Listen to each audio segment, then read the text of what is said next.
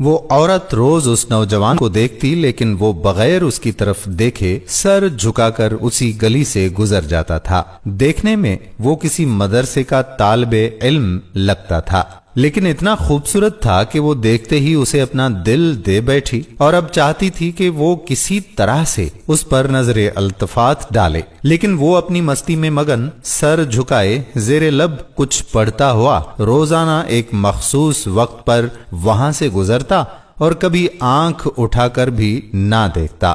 اس عورت کو اب ضد سی ہو گئی تھی۔ وہ حیران تھی کہ کوئی ایسا نوجوان بھی ہو سکتا ہے جو اس کی طرف نہ دیکھے، اور اسے ایسا سوچنے کا حق بھی تھا۔ وہ اپنے علاقے کی سب سے امیر ترین اور خوبصورت ترین عورت جو تھی، خوبصورت اتنی کہ جب وہ باہر نکلتی تو لوگ اسے بے اختیار دیکھنے پر مجبور ہو جاتے۔ اسے حیرت تھی کہ جس کی خوبصورتی کو دیکھنے کے لیے لوگ ترس رہے ہیں، وہ خود کسی کو پسند کرے اور وہ مائل نہ ہو، اس کی طرف دیکھنا گوارا نہ کرے۔ اپنی انا کی شکست اور خوبصورتی کی توہین پر وہ پاگل سی ہو گئی، اور کوئی ایسا منصوبہ سوچنے لگی جس سے وہ اس نوجوان کو حاصل کر سکے، اس کا غرور توڑ سکے۔ آخر کار شیطان نے اسے ایک ایسا طریقہ سمجھا دیا جس میں پھنس کر وہ نوجوان اس کی بات مانے بنا رہ نہیں سکا۔ اگلے دن جب وہ نوجوان اس گلی سے گزر رہا تھا تو ایک عورت اس کے قریب آئی اور کہنے لگی کہ بیٹا، میری مالکن تمہیں بلا رہی ہے۔ نوجوان نے کہا، اماں جی، آپ کی مالکن کو مجھ سے کیا کام ہو سکتا ہے؟ اس عورت نے کہا، بیٹا، اس نے تم سے کوئی مسئلہ پوچھنا ہے، وہ مجبور ہے، خود باہر آ نہیں سکتی۔ نوجوان اس عورت کے ساتھ چلا گیا۔ اس کے وہم و گمان میں بھی نہیں تھا کہ جو عورت اسے بلا رہی ہے اس کا منصوبہ کیا ہے، وہ کیا چاہتی ہے۔ وہ تو اپنی فطرتی سادہ دلی کی وجہ سے اس کی مدد کرنے کے لیے اس کے گھر آ گیا۔ اس کے ذہن میں تھا کہ شاید کوئی بوڑھی عورت ہے جو اپنی کسی معذوری کی وجہ سے باہر آنے سے قاصر ہے۔ نوکرانی نے اسے ایک کمرے میں بٹھایا اور انتظار کرنے کا کہہ کر وہاں سے چلی گئی۔ تھوڑی ہی دیر کے بعد کمرے میں وہی عورت داخل ہوئی۔ نوجوان نے بے اختیار اپنی نظریں جھکا لی کیونکہ اندر آنے والی عورت بہت ہی خوبصورت تھی۔ نوجوان نے پوچھا، جی بی بی، آپ نے کون سا مسئلہ پوچھنا ہے؟ عورت کے چہرے پر ایک شیطانی مسکراہٹ آ گئی۔ اس نے اپنے دل کا حال کھول کر اس کے سامنے رکھ دیا اور کہا کہ میری سب سے بڑی خواہش ہے کہ میں ایک دفعہ تمہیں حاصل کر لوں۔ نوجوان یہ بات سن کر کانپ گیا اور کہنے لگا، اللہ کی بندی، اللہ سے ڈرو، کیوں گناہ کی طرف مائل ہو رہی ہو؟ اس نے اس عورت کو بہت سمجھایا، لیکن عورت پر تو شیطان تھا سوار۔ اس نے کہا کہ یا تو تم میری خواہش پوری کرو گے یا پھر میں شور مچاؤں گی کہ تم زبردستی میرے گھر میں داخل ہوئے اور میری عزت پر حملہ کیا۔ نوجوان بیچارہ یہ بات سن کر بہت ہی پریشان ہوا۔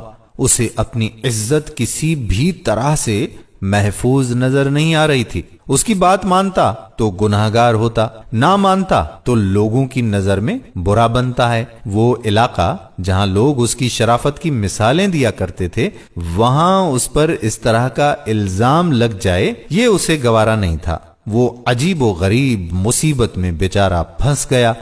دل ہی دل میں وہ اپنے اللہ کی طرف متوجہ ہوا اور اللہ سے مدد چاہی تو اس کے ذہن میں ایک ترکیب آ گئی۔ خواتین و حضرات، اس نے عورت سے کہا کہ ٹھیک ہے، میں تمہاری خواہش پوری کرنے کے لیے تیار ہوں، لیکن پہلے مجھے باتھ روم جانے کی حاجت ہے، مجھے جانے دیں۔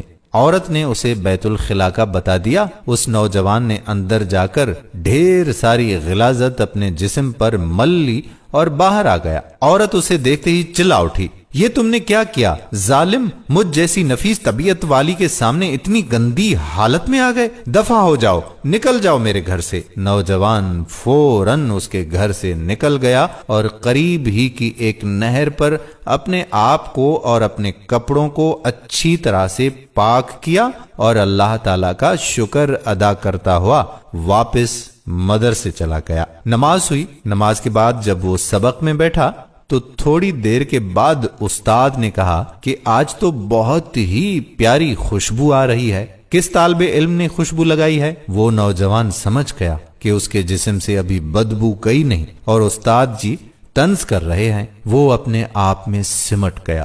اس کی آنکھوں میں آنسو آ گئے۔ تھوڑی دیر کے بعد استاد جی نے پھر سے پوچھا کہ یہ خوشبو کس نے لگائی ہے، لیکن وہ خاموش رہا۔ آخرکار استاد نے سب کو ایک ایک کر کے بلایا اور خوشبو سونگھنے لگے۔ اس نوجوان کی باری آئی تو وہ بھی سر جھکائے استاد کے سامنے کھڑا ہو گیا۔ استاد نے اس کے کپڑوں کو سونگھا تو وہ خوشبو اس کے کپڑوں سے آ رہی تھی۔ استاد نے کہا کہ تم بتا کیوں نہیں رہے تھے کہ یہ خوشبو تم نے لگائی ہے؟ نوجوان رو پڑا، کہنے لگا استاد جی اب اور شرمندہ نہ کریں، مجھے پتا ہے کہ میرے کپڑوں سے بدبو آ رہی ہے، لیکن میں مجبور تھا۔ اور اس نے وہ پورا واقعہ استاد کو سنا ڈالا۔ استاد نے کہا کہ میں تمہارا مذاق نہیں اڑا رہا تھا بیٹے، اللہ تعالیٰ کی قسم کھا کر کہتا ہوں کہ تمہارے کپڑوں سے واقعی ایسی خوشبو آ رہی ہے جو میں نے آج سے پہلے کبھی بھی سونگھی ہی نہیں ہے، اور یقیناً یہ اللہ تعالیٰ کی طرف سے ہے کہ تم نے اپنے آپ کو گناہ سے بچانے کے لیے اپنے آپ کو گندگی لگانا پسند کر لیا، لیکن اللہ تعالیٰ نے اسی گندگی کو ایک ایسی خوشبو میں بدل دیا ہے جو کہ اس دنیا کی لگتی ہی نہیں ہے، یہ جنت کی خوشبو لگتی ہے۔ کہتے ہیں کہ اس نوجوان کے جسم سے وہ خوشبو ہمیشہ سے آتی رہی۔ تو دوستو یہ پرہیزگاری ہوتی ہے اور یہ اپنے آپ کو بچانے کا اجر و ثواب ہوتا ہے۔ اللہ تعالیٰ کے ہاں کون سی چیز، کون سا ہمارا عمل کب پسند آ جائے اور اس کے صدقے میں اللہ تعالیٰ ہم پر مہربان ہو جائے۔ تو دوستو تقوی اختیار کریں، پرہیزگاری اختیار کریں۔ آج کل کے دور میں ہماری نوجوان نسل کو یہ پتہ نہیں ہے کہ ہم جو بوائے فرینڈ گرل فرینڈ بنا رہے ہیں اس کا نقصان کیا ہے اور اس کی سزا کتنی بھگتنی پڑے گی۔ براہ کرم آپ اس ویڈیو کو اپنے دوست و احباب کے ساتھ صدقہ جاریہ کی نیت سے شیئر کریں، اور اس لیے بھی اس کو شیئر کریں تاکہ یہ بات کسی نہ کسی نوجوان تک پہنچ جائے۔ اگر وہ اس زنا کے گناہ سے باز آیا تو اس کا اجر و ثواب آپ کو بھی ملے گا اور مجھے بھی حصہ ملے گا۔ تو اس ویڈیو کو زیادہ سے زیادہ شیئر کیجیے گا۔ آپ کا میزبان قادر بخش کلہوڑو اگلی ویڈیو تک آپ سے اجازت چاہتا ہے۔ اللہ حافظ۔